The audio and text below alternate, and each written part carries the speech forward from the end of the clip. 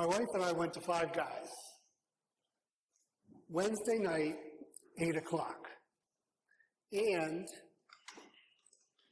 got our meal, we sat down, and we noticed the music they were playing in the restaurant.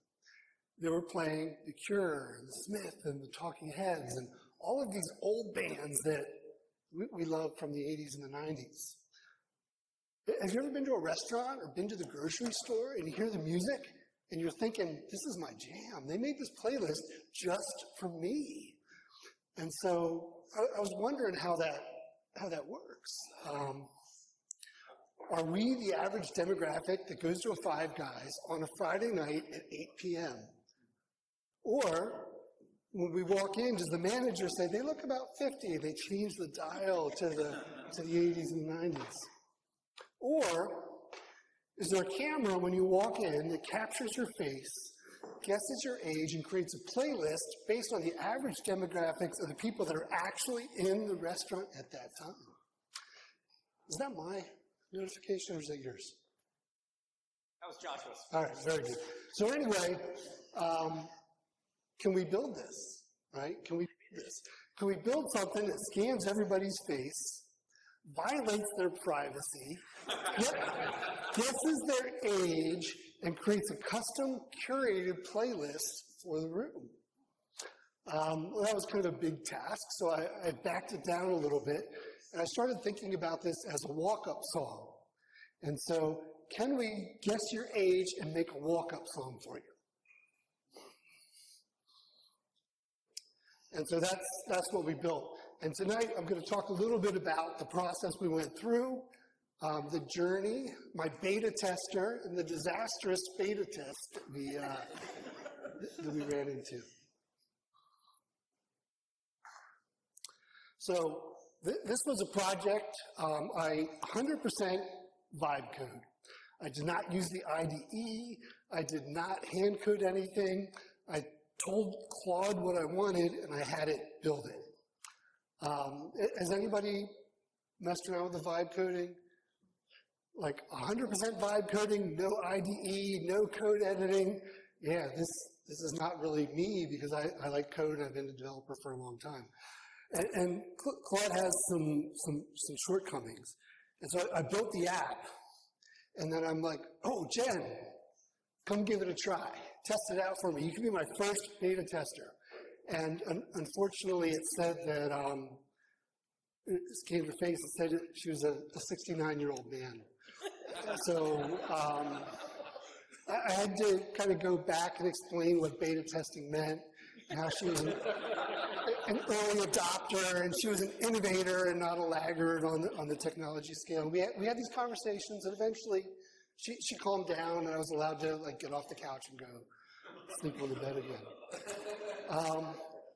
But as I was going through this, I'm like, well, what went wrong? And how can we engineer a solution that's going to actually do this in a more reliable, realistic way? And so you go back to software engineering. And so what we need is not just a vibe code, we need a pipeline. And so we need to run this through a deliberately engineered process that's going to give us a better result on the end instead of whatever Claude picked the first time around. And so the pipeline looks a little bit like this. So we do a face detection, and if you looked at it, you see the green line that goes around your face. That's where we're looking for faces. We do a stabilization period. And so we need to make sure we have 3 frames in a row that are the same face that provide a quality input. We have a quality gate. We need to make sure that the face isn't too blurry. If it's too blurry, we skip it, we start over, we look for a new face. It actually turns out it can be pretty blurry if you tried it. It doesn't need to be a great picture. And then we need to do a crop, because if we give it the whole image of the room, there might be people in the background that could be picking up false signals. So we do a crop, and we just minimize the face and grab just the most relevant data. We crop everything out, and then we do age detection, and then we do song selection. And so when I first told Claude to do it, it didn't necessarily create a pipeline like this that's a deliberate way to engineer a solution. It just kind of made some stuff up, and it kind of worked, but it didn't provide the results I want. So you have to lean back on your software engineering to figure out what you actually want to build.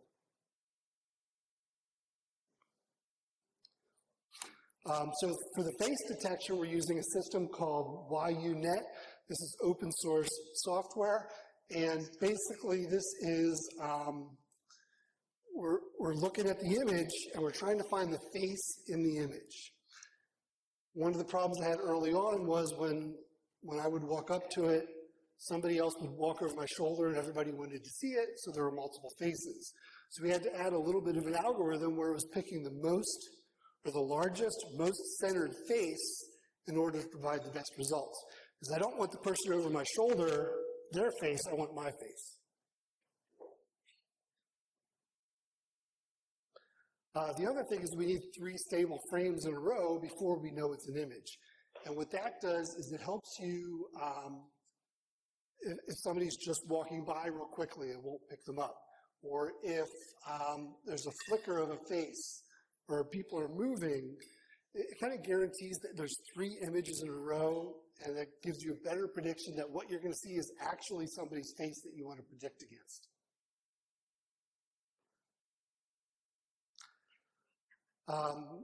Finally, what we're doing is we are looking at faces, and we're eliminating frames where the face is too small, too blurry, too dark, and Laplacian variance, I don't know what that means, but Claude knows what it means.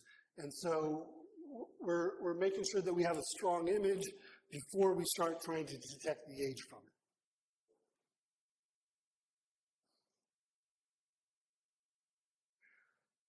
Finally, what we need to do is the crop. And the crop is going to remove all the background noise to let you have a better image in order to do the facial recognition.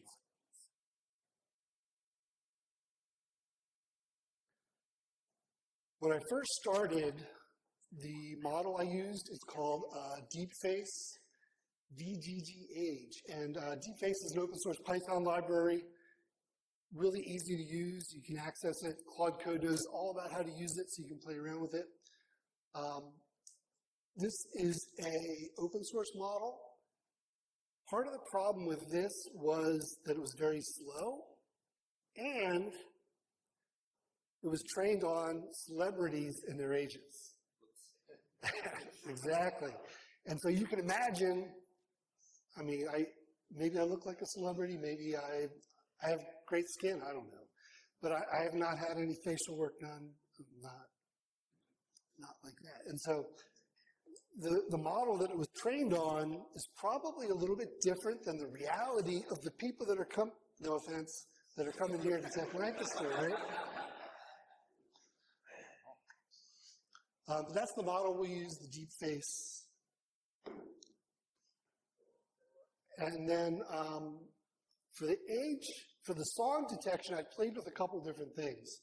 First of all, I tried to create, like, for each decade, what the most popular songs are that people would recognize and, like, enjoy and have fun. But then I fell back to using Claude because it gave a little bit more variety.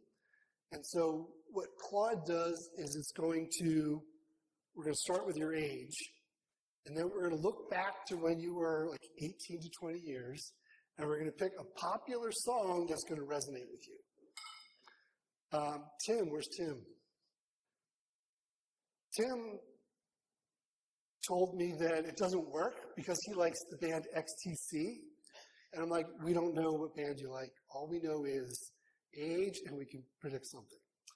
My wife said, I like punk rock. Why doesn't it show me punk rock songs?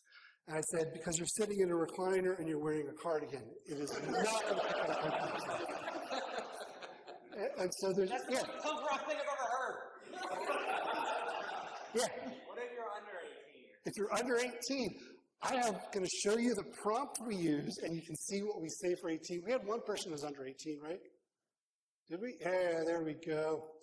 I don't know if it really worked, but so we're using Claude Haiku, which is a small model hosted to pick the song. The problem with using this model is using the local model that detected the age, and then once the age is detected using Claude was the latency.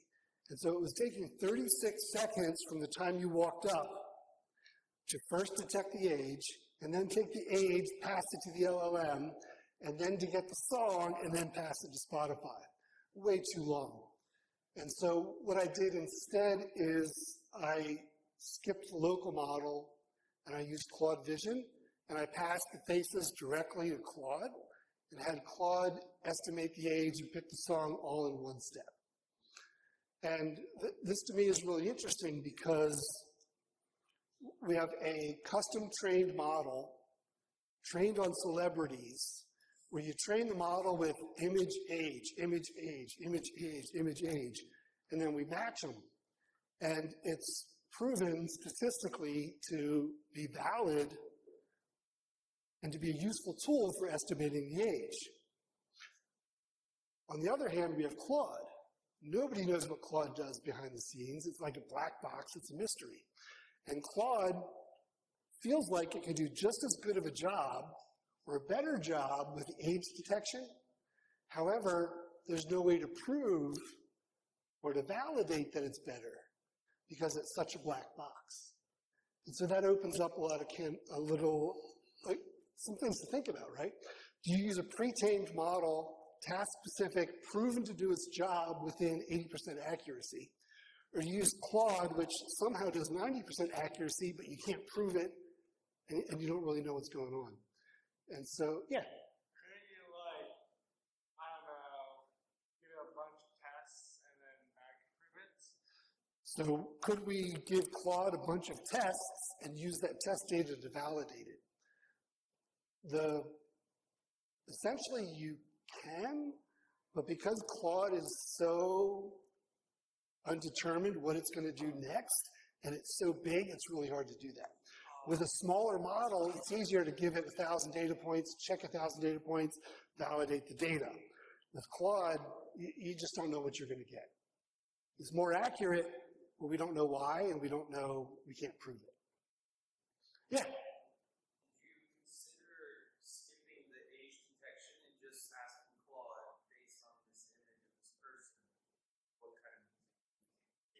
That's exactly what we did to remove that 36-second latency.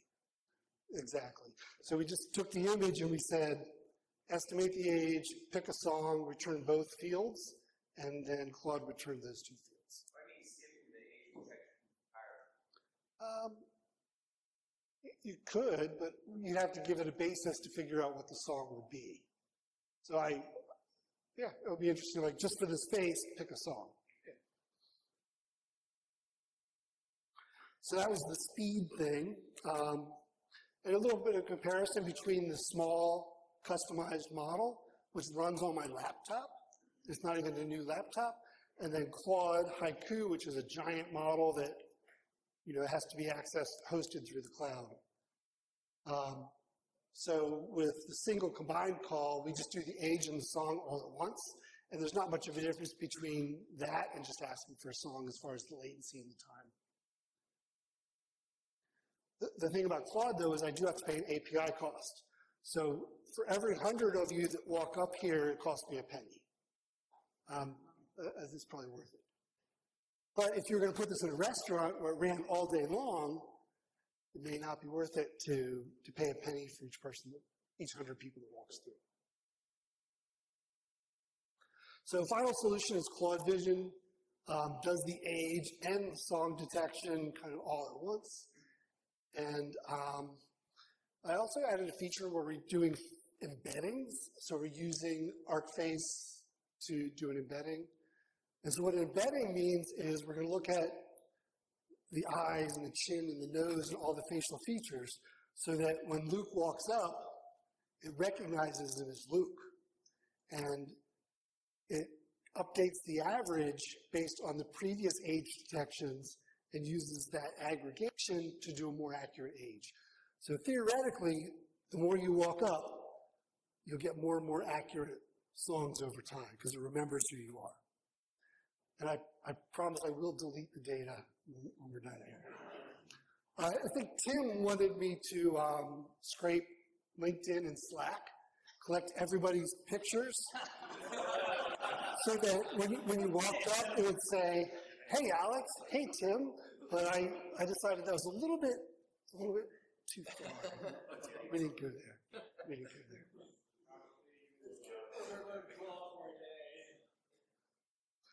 So how do we know what song to play? This is something that I played with the prompts here a lot. And so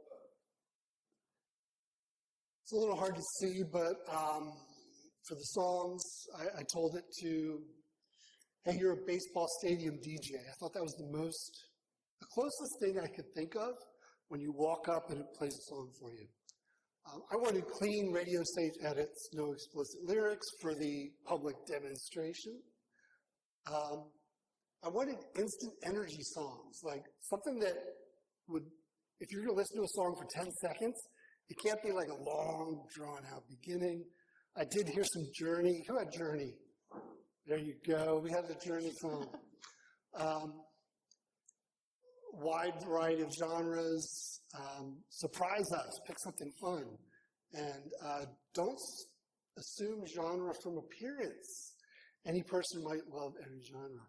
And so I have a little bias statement here.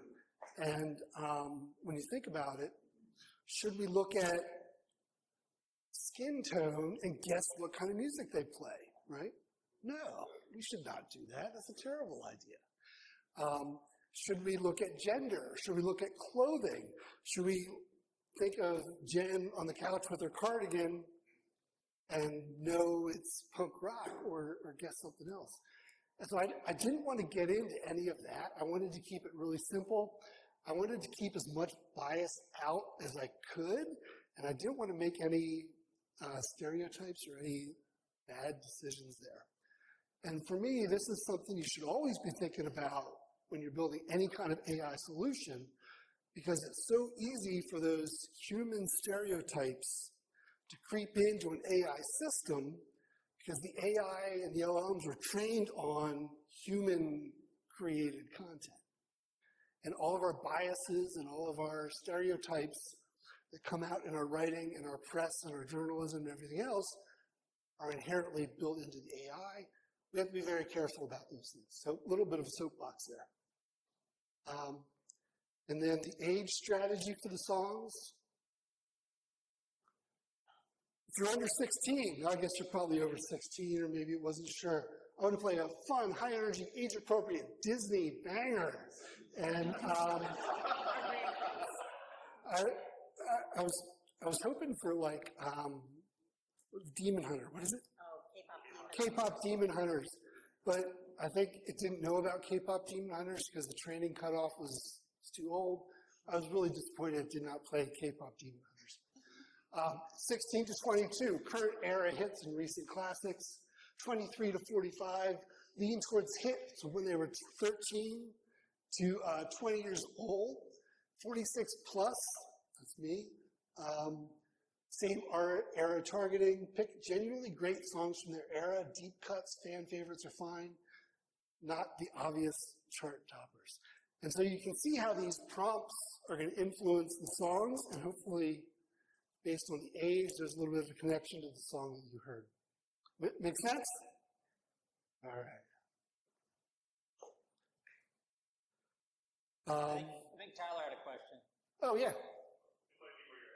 Good.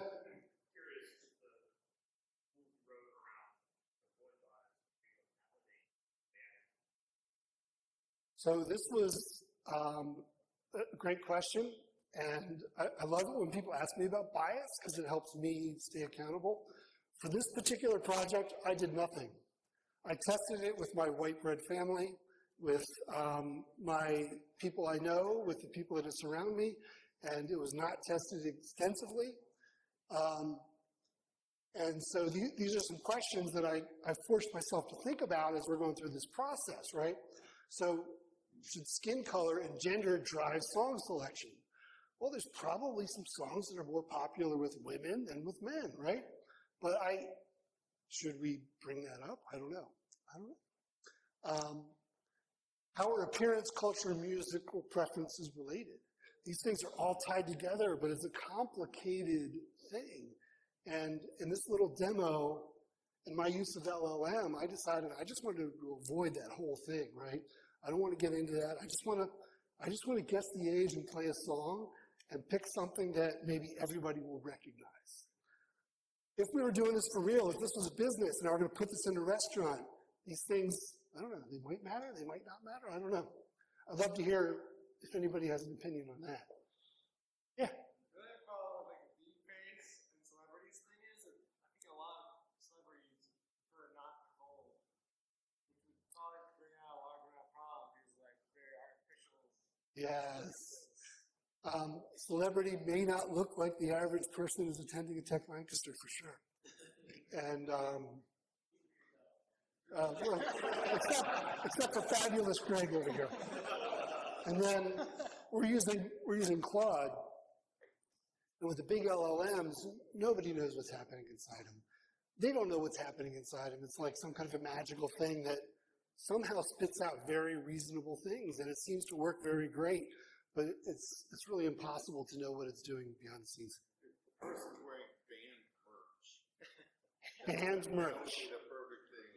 Identify that T-shirt, that hat, that tattoo. All right, version 2. Mango one adjacent. Uh-huh. Don't play the one that's out of the sale. It's just. Because you're not supposed to wear the band shirt to the concert for that band, right? Isn't that what they say?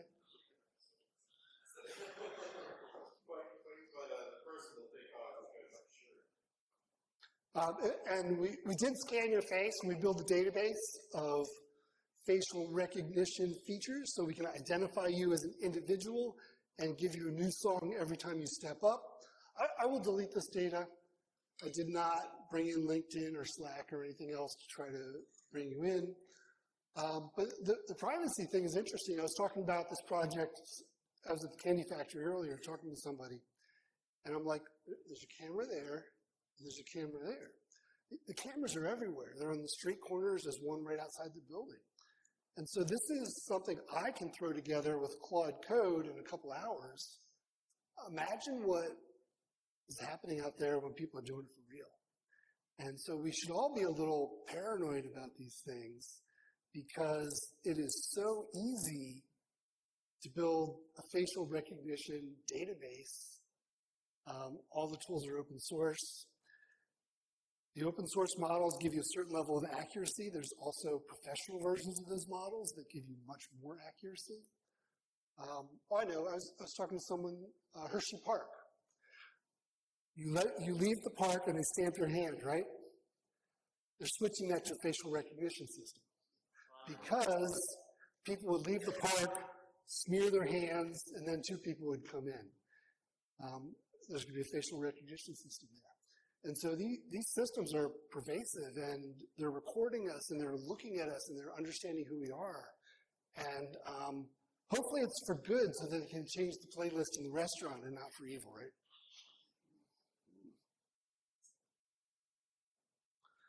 And that's my talk. I have this all up on GitHub. So if you want to take a look at the code, if you want to run it on yourself, you can definitely do that. But I have a couple minutes for questions. Do I have time for questions? All right. Yes. Yeah, what is the most sinister application of this from Hotspot? The most sinister. Oh my gosh. Well, maybe I'm going to leave that as a question for the audience. And so who can think of a really sinister application? We're crowdsourcing Ken's most evil plan right now. Yeah. Run it in reverse. So here's a picture. First of all, in the platforms, pick the song they are least likely. Oh, there you go. Too easy. Yeah, Jake. I don't know if this is sinister, but Coke has their patent filing for those machines at Five Guys for the pick your soda, that they have a camera in there and they can use your image for whatever they want to determine, what kind of sodas you like based on your facial profile. estimating the soda, that's almost as bad as estimating the song. Yeah. Targeted plastic surgery advertising, so you walk with the billboard with your face on it that says, "You didn't know this job?" What are you trying to say, Ryan? Oh my gosh. I get to that when you change like the billboard thing with a camera and a phone. Yeah. I mean, there's a lot of science. If anybody reads science fiction, there's always books about, hey, you walk down the street, Minority Report, the ads show up, you can't get rid of them. Pop-up ads based on your face. I mean, there's lots of sinister ideas we could do. Lots of sinister. Yeah, like if you look up sorts of things like a call, like kid stuff, we'll get after them, you know what I mean? We could put a camera in every kid's toy. It'd be awesome. It'd be awesome. Yeah.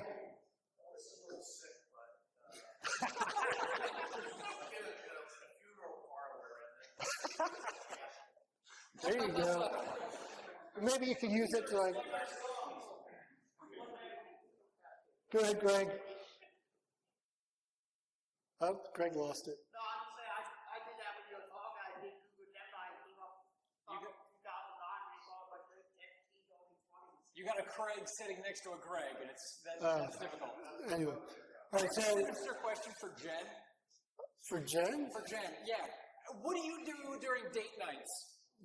While you're eating at a Five Guys trying to have a conversation with this guy while he's dreaming up these plans?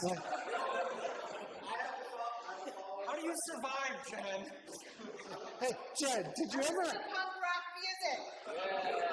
Jen, did you ever wonder what that camera is doing and if it's impacting the music? Yes. I'm very sorry for Now her I know where sometimes. the rage comes from.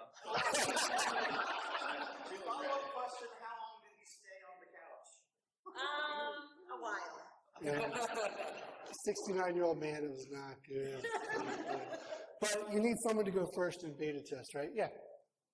So back at the beginning of the talk, you said your initial vibe coded Claude, you weren't sure what it did, or you glossed over what it did. Yeah. You said, well, I acted as a software engineer and built this pipeline and blah, blah, blah.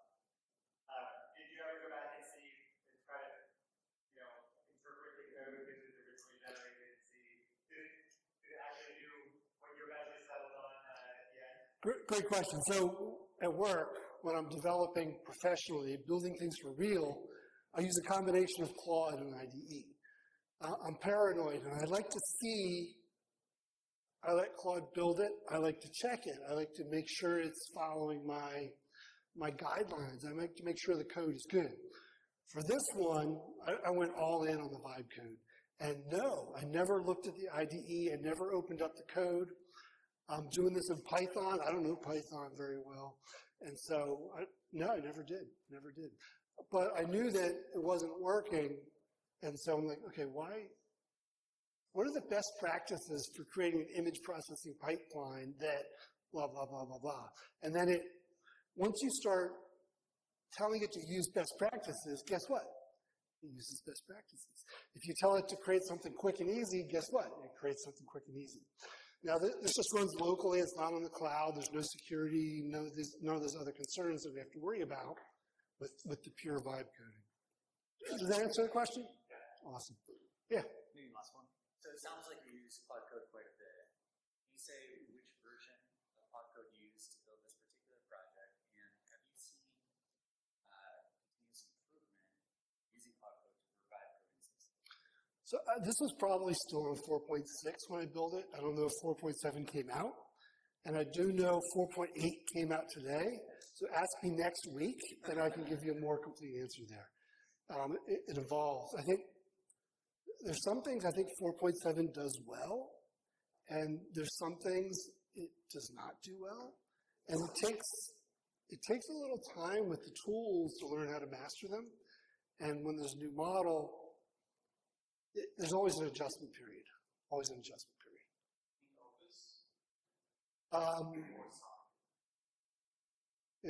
Opus is the new one, right? Is the 4.7? Yeah, Opus. I think that's the last question. If you got more questions, yeah, Ken will hang around for a bit afterwards, but give him a round of applause.